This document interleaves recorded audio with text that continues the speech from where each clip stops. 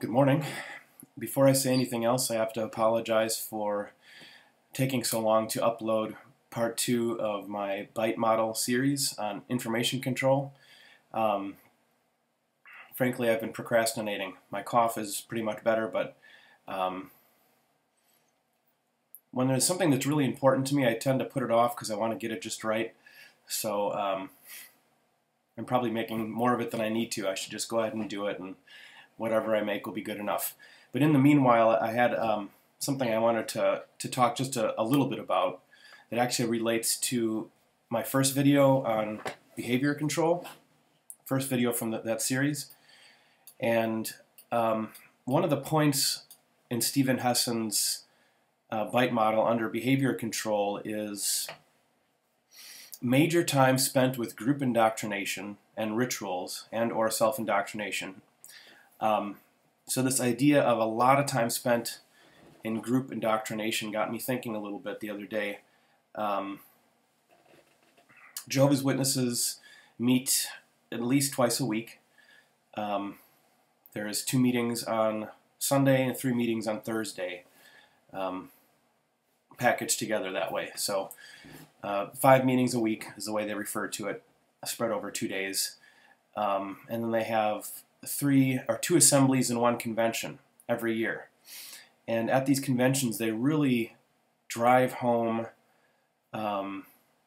certain points that are repeated every year regarding things like entertainment and guarding against apostasy, things like this, and how important it is to be really seeking the kingdom first, which means devoting as much time as you possibly can to their ministry, the recruiting work that they do.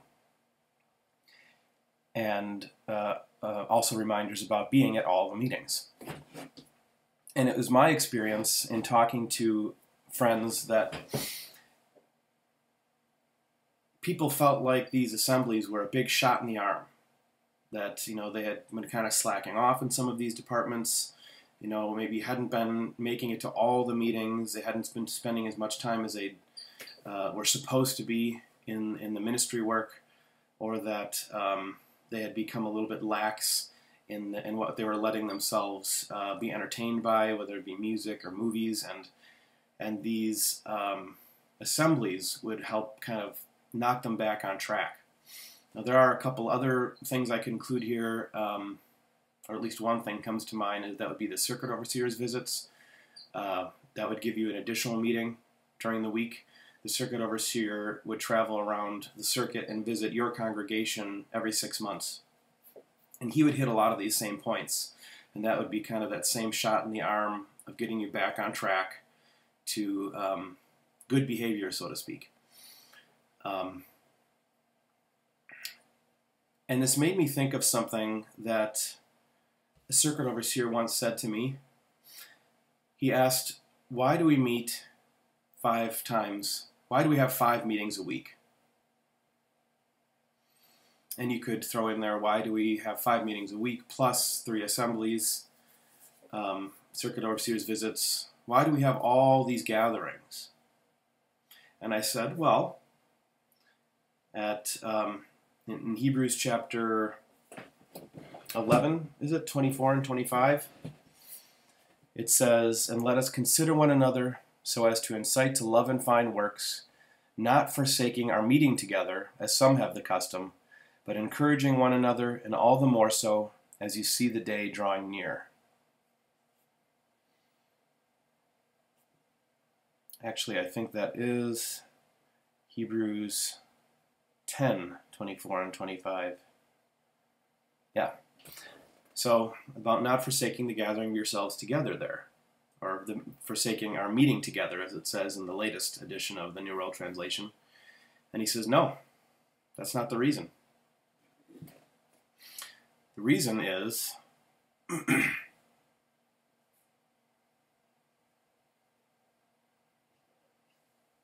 Matthew 24:45.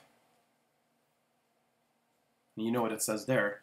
It says, who really is the faithful and discreet slave whom his master appointed over his domestics to give them their food at the proper time?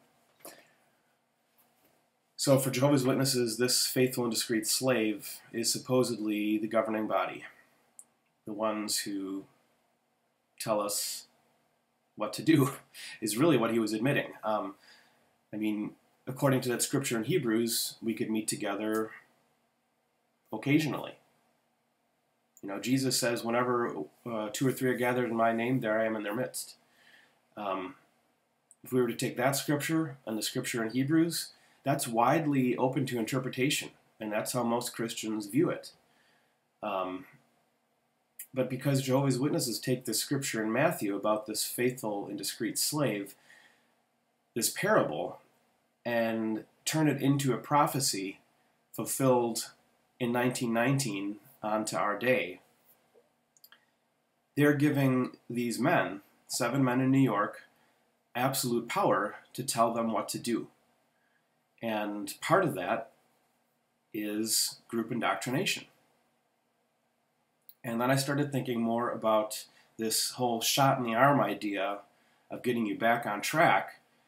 And I'm starting to realize that that slipping that people would experience between circuit overseers visits or between assemblies would be their authentic self trying to come out. You know, Jehovah's Witness would say it would be the physical man trying to get out, and we need to bring the spiritual man back out. That's the kind of logic that really any cult would use to try to get you to conform to a certain lifestyle. And I'm not talking about a Christian lifestyle. I'm talking about a group think, an absolute conformity. You know, dictating what kind of entertainment is acceptable, and getting really specific about it, and you know, how many hours you should be spending in knocking on doors, things like that, and using a lot of guilt to do it. So they have to have these assemblies on a regular basis. They have to have these circuit overseer visits on a regular basis. They have to have these 2 meetings a week. The faithful and discreet slaves, quote unquote, or the governing body knows that they need to keep doing that. Otherwise, people will start to slide back into what they view as a physical man and what, from a sociological standpoint, would actually be their authentic self. Nobody wants to be devoting that much time to group indoctrination.